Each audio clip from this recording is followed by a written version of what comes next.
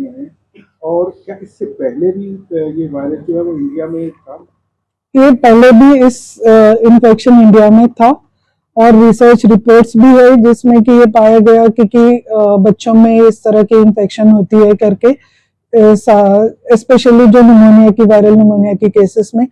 और ये इन्फेक्शन अभी पिछले साल भी जो आईसीएमआर की सर्वेलेंस की नेटवर्क में जो लैब्स है उसमें भी जब टेस्ट किया था 170 प्लस केसेस पाए गए, और अभी भी पॉजिटिव 6-7 बच्चों में 6-7 लोगों में हुआ है, कुछ बच्चे हैं, तो ये पैनिक होने की कोई सिचुएशन नहीं है।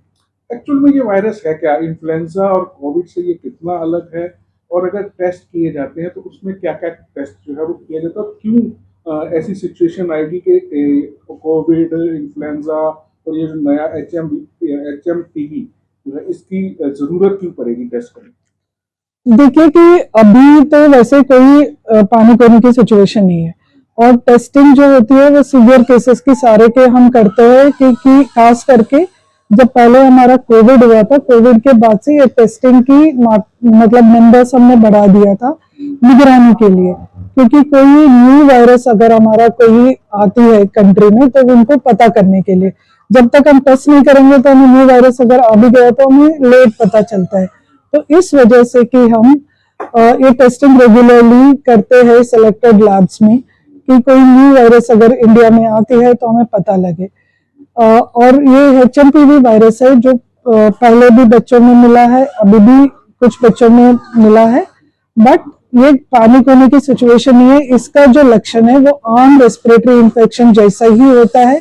लेस देन 1% केसेस जो एल्डरली और बच्चे होते हैं, एकदम छोटे बच्चे या इम्यूनोकॉम्प्रोमाइज में, वो सीवियर इन्फेक्शन कॉज कर सकती है। ये पैनिक इसलिए हो रही है क्योंकि पहले सोशल मीडिया नहीं था, अब सोशल मीडिया में थोड़ी सी भी कुछ चीज होती है तो वो वायरल बहुत ज्यादा स्प्रेड होकर वो पैनिक क्रिएट कर रही है। प्रिकॉशंस की अगर बात की तो प्रिकॉशंस क्या है? वही है जो इन्फ्लुएंजा और कोविड के हैं, या कुछ अलग से भी? बिल्कुल सेम प्रिकॉशंस है, क्योंकि रेस्पिरेटरी इन्फेक्शन है और एक दूसरे का फैलने का जो तरीका है वो रेस्पिरेटरी ड्रॉपलेट्स है, जो हम बात करते हैं, खांसते छींकते हैं, जो ड्रॉपलेट्स हमारा होता है उसी के थ्रू फैलती है। तो रेस्पिरेटरी हाइजीन जो है वो मोस्ट इम्पोर्टेंट चीज है, और जो जिसको खांसी जुकाम वगैरह है उन लोगों से थोड़ा दूर रहना, डिस्टेंस मेंटेन करना। और जब हम खांसते छींकते हैं तो कि इधर एक कर्चीफ यूज करे या अपने हैंड की स्लीव के ऊपर मुंह के सामने रख के हम खांसे, ताकि कि वो रेस्पिरेटरी ड्रॉपलेट्स आगे स्प्रेड ना करे। अगर किसी को वायरल इन्फेक्शन है वो मास्क पहन ले, थोड़ा दूर डिस्टेंस मेंटेन करे, और खास करके कि जो जिसकी इम्यूनिटी कम है उनके आसपास में ना जाए। कम वाले जो है, चाहे बच्चे और एल्डर बुजुर्गों की बात कर रही हैं आप? यस, एल्डरली हो सकते हैं, जो बुजुर्ग लोग या एकदम छोटे बच्चे हैं, या जो लोग कैंसर वगैरह बीमारी के होते हैं जिसमें कि ड्रग्स इस तरह की लेते हैं जिसमें इम्यूनिटी कम हो जाती है, जिसको ऑटो इम्यून डिसऑर्डर्स होती है, तो उनको भी हम इम्यूनिटी सप्रेस करने के लिए जो ड्रग्स देते हैं तो उनमें इम्यूनिटी कम होती है, तो उन लोगों को खास करके अपना प्रिकॉशंस लेने हैं। पीजीआई कितना जो है वो तैयार है? क्योंकि जो इन्फ्लुएंजा जैसे जो लक्षण है इसमें, नॉर्थ इंडिया में इस समय सर्दी बहुत है, और नॉर्थ इंडिया से ही जो है पीजीआई में पेशेंट्स जो है आते हैं, तो अगर इस तरह की कोई स्थिति बनती है तो पीजीआई कितना तैयार है? पीजीआई पूरी तरह से तैयार है। पहले भी हमारे पास इस टाइम पे सीजनली इंक्रीज केसेस आते हैं रेस्पिरेटरी इन्फेक्शंस के, वायरल निमोनियाज वगैरह निमोनिया के केसेस आते हैं, तो पीजीआई अपना रेगुलरली इसका से ट्रीट कर भी रही है पेशेंट्स को, अभी भी करेंगे। अगर ऐसी स्थिति उत्पन्न होता है कि कोई नया वायरस म्यूटेंट होकर न्यू वायरस बनी है और केसेस एकदम से इंक्रीज हो रहे हैं, तो हमने कोविड के लिए कि कंटिजेंसी प्लान्स बना के रखिए, वही प्लान्स हम इसके लिए भी लागू करेंगे।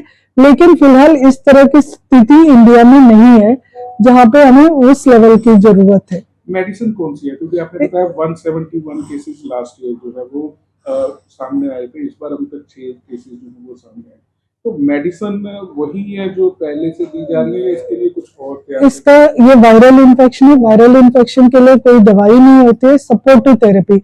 अगर जैसे खांसी जुकाम है कि थोड़ा गला बैठ जाती है तो स्टीम इनहेलेशन के लिए बोलते हैं, गरारे के लिए बोलते हैं, थोड़ा कफ सिरप्स वगैरह की प्रिस्क्राइब करते हैं, या अदरक वगैरह डाल के थोड़ा सा कि पीने के लिए चाय वगैरह पीते हैं तो अदरक तुलसी का चाय हम बोलते हैं, जो घरेलू नुस्खे होते हैं। या इस फीवर है तो पैरासिटामोल की कभी कभार वो बोल देते हैं। लेकिन मैं खास करके ये सब लोगों को बोलना चाहती हूँ कि वायरल इन्फेक्शन में एंटीबायोटिक्स का कोई रोल नहीं होता है।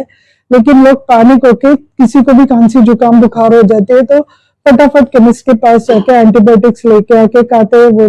वो बिल्कुल नहीं करनी चाहिए।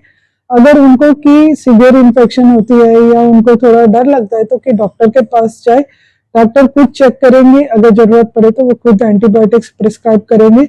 डॉक्टर के प्रिस्क्रिप्शन के बिना प्लीज एंटीबायोटिक्स मत लीजिए, ये हमारे एंटीमाइक्रोबियल रेसिस्टेंस क्रिएट कर सकती है, वो बहुत ज्यादा नुकसान हो सकती है।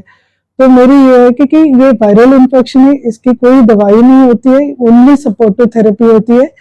जैसे कि बुखार है तो बुखार कम करने की, खांसी है तो कफ रिलीफ करने के लिए कि कोई दवाई वैसे लेनी होती है।